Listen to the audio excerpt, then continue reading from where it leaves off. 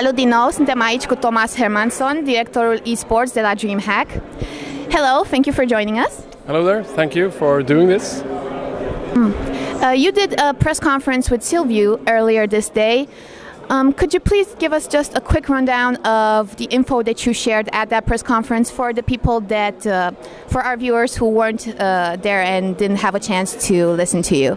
Absolutely, we are really happy to be here in Romania and especially Bucharest and set up this first event, and we see this as a long-term thing where we can do events every year, hopefully in October next year as well, and try to bring something maybe that's been missing in Romania, because esports and gaming is huge here, but I think we can bring something that's never been done here with the stage show and the media production around it. And as you can see, it's a lot of people here, and I think it's been very successful so far. Would you characterize the gaming community in Romania as very young? No, I don't think so, because it's really young in Sweden as well. And I mean, Romania has been a big esport nation, thanks to PGL and Interviu, but also other organizations. Many teams from Romania and players have been traveling abroad, playing international tournaments, but I think having international events here is a little bit new, and I think we at DreamHack can help provide that platform for the gamers here in Romania. DreamHack Bucharest has been promoted as the biggest gaming event ever organized in Romania. And of course, DreamHack is probably one of the most recognizable brands in gaming events. What are some of the responsibilities that go with that brand, some of the pressure? Of course, we don't just do events everywhere and give out this responsibility to any partner, but I think with Interviu and PGL we have worked throughout the years in smaller projects, and we know each other since many years, so it felt very safe to do this together with PGL.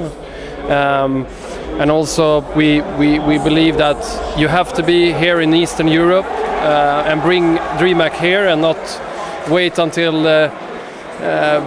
we can't wait to get the people to Sweden. We really need to have an event here in Eastern Europe, and I think Bucharest and Romania is the perfect location.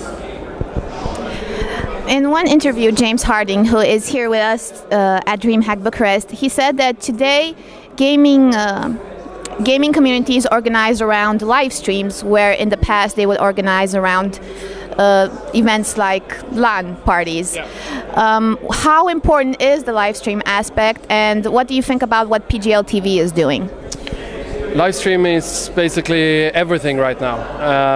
I mean, if you run a tournament and don't have a live stream, you don't run a tournament. That's the general feeling within the community, so you really need to have that. Media production, you're not doing the event for maybe the 1,000 people you have on site, you're doing it for 100,000 gamers all around the world. So live streaming and media production is key for what DreamHack is doing, and I mean that's also what we tried to influence Interviu and in our relationship, that this is the important stuff, and you can see here we're sharing the stage and doing the media production together.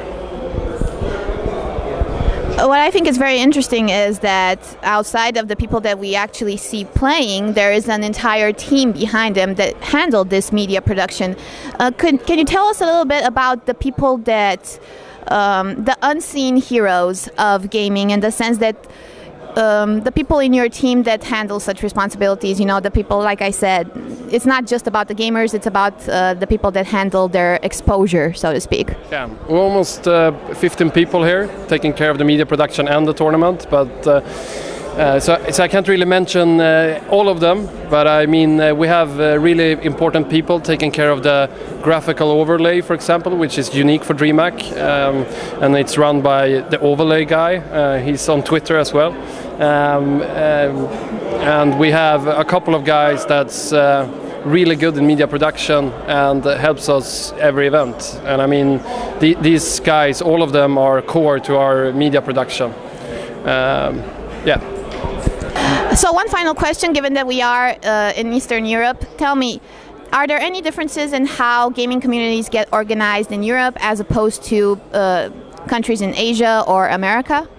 I think so. I mean, in South Korea, it's very organized, or it's connected to TV channels and media companies, and all leagues and tournaments is actually organized by the TV channels and the leagues. But in Europe, it's from the beginning it was the LAN parties where eSport started. It's changing now a little bit with these kind of stage shows, but also what other events are doing where it's only eSports. There's nothing else attached to it. In North America, it's more online driven. It's a focus on a web page where you can see the matches and live streaming. Yeah, and the live streaming. Yeah, exactly. So I think it's a bit different from continent to continent, but I think one key thing in Europe is that everyone work together and try to bring the best out of esports to the stage.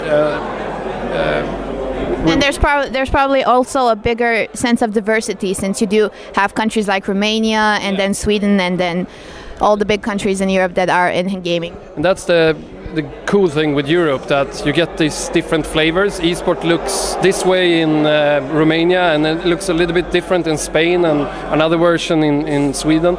But I think everyone is trying to work together to create something really good and try to grow the sport. And just make sure that everybody has fun doing it. Yeah, exactly. Okay, thank you very much, Tomas, and have a fun event. Yeah, thank you.